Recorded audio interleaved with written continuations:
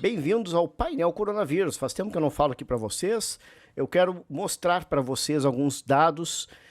Primeiramente, dados de qual é a prevalência da Omicron, da Delta. Eu tenho dados aqui do Rio Grande do Sul. Vou mostrar os dados do mundo inteiro, Reino Unido, Estados Unidos e, por fim, o Brasil. Eu fiz alguns slides aqui bem interessantes, são atualizados. Eu peguei esses dados hoje pela manhã e vou mostrar aqui qual é a verdadeira taxa de letalidade da Omicron, que a gente sabe que é 1/3 menor do que a Delta, pelos estudos do Reino Unido, que tiveram a sua onda de Omicron anteriormente a nós. Então, nós temos esses dados para tentar projetar aqui para a gente. Então, vamos começar aqui no primeiro slide, é o painel de vigilância da SEVES, mostrando que 95,1% são Omicron já nos isolados aqui do Rio Grande do Sul. Isso aqui dados de 25 de janeiro. Agora deve estar mais prevalente ainda, porque como ela é mais rápida na transmissão, ela tem uma transmissibilidade superior à variante anterior, ela sim predomina.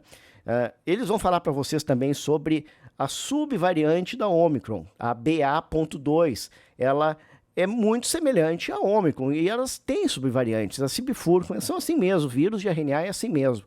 O que acontece com essa subvariante? Ela transmite mais ainda, dizem que até 30% a mais, mas parece que também tem essa mesma predisposição a causar doença mais leve. Então, Omicron é prevalente por aqui. O segundo slide, então, começando com os dados do mundo, nós temos ali, então, o número de casos, né, de Omicron pelo mundo, mostrando ali na seta amarela o enorme pico de Omicron que está tendo em todo o planeta Terra. Ela se espalhou rapidamente pelo planeta Terra.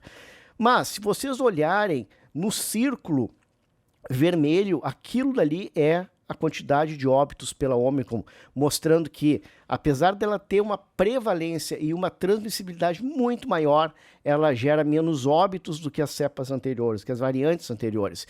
Vocês têm que comparar que essa curva da Omicron no mundo, ela é em torno de 3 vezes superior à variante anterior, que era a Delta, aquela curvinha ali no meio, ou as variantes anteriores originais do vírus. Então, se tu tem 3 vezes mais pacientes, tá certo, infectados por ela, tu poderia ter um número de óbitos nesse período de tempo 3 vezes maior. Mas isso não acontece, ele fica inferior à variante anterior, mostrando que a Omicron realmente ela tem uma potência menor e muito provavelmente também tem algum auxílio de vacinas. Então, no Reino Unido, o Reino Unido já passou pela Omicron, está passando, está terminando a sua onda pela Omicron lá. O que aconteceu? Vamos para os dados deles aqui. Então, na seta vermelha do gráfico azul, nós temos ali o surto de Delta do Reino Unido. E esse surto de Delta gerou, na seta vermelha do gráfico preto e branco, aquele número de óbitos ali. Nós tivemos, então, um pico explosivo de Omicron, que é a seta amarela, com aquele número circulado de óbitos ali. Então, nessas projeções, mostra-se também que essa variante no Reino Unido também causou menos óbitos quando comparadas às variantes anteriores. Isso é bem importante vocês saberem, tá?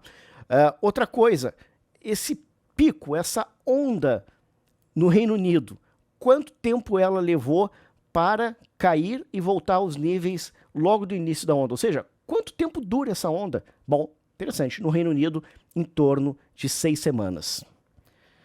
Nos Estados Unidos, próximo slide aqui, nós temos no gráfico azul, na seta vermelha, o surto de Delta. E vocês vão ver depois que nós não tivemos grandes surtos de Delta, nós não tivemos uma onda propriamente pela Delta aqui no Brasil, porque nós estávamos saindo de uma onda pela P1, que eles não tiveram.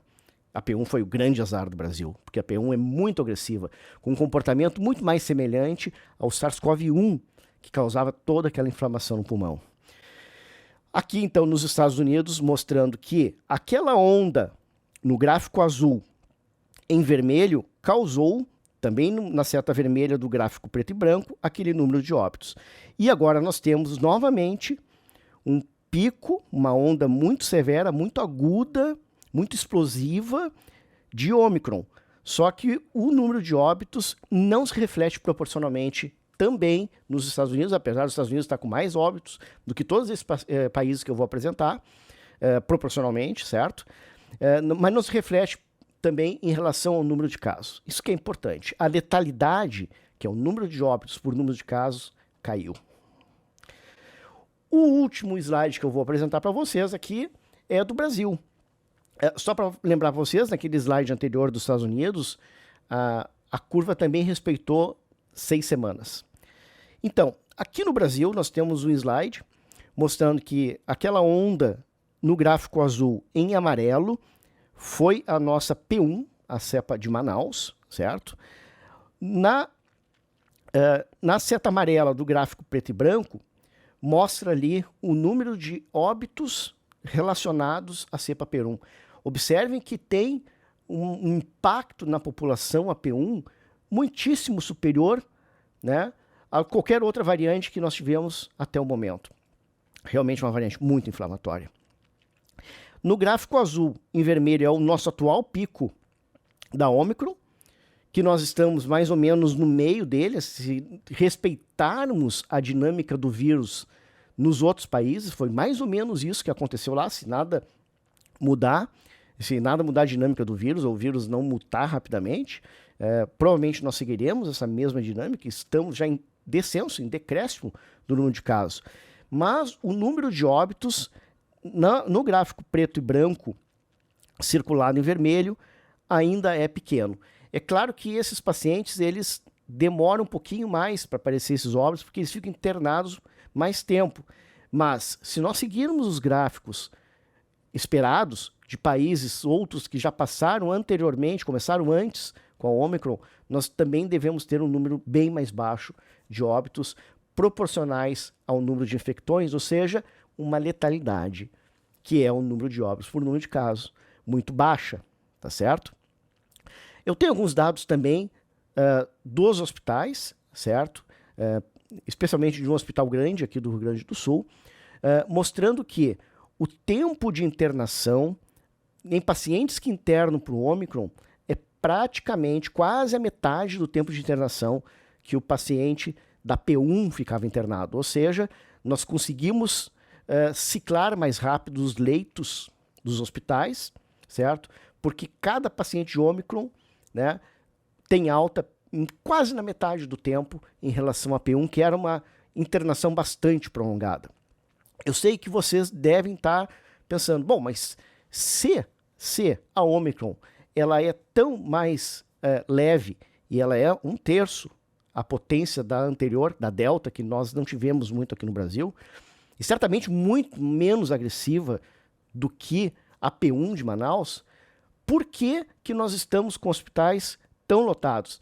Justamente porque o número de casos é muito explosivo e muito rápido.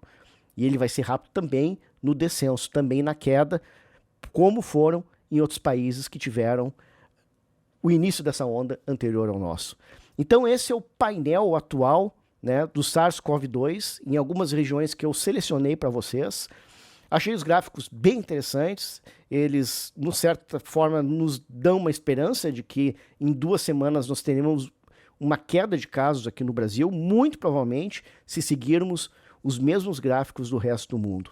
É isso que eu tinha para falar hoje, espero que tenham gostado. Sou Renato Cassol, médico infectologista, e até o próximo vídeo.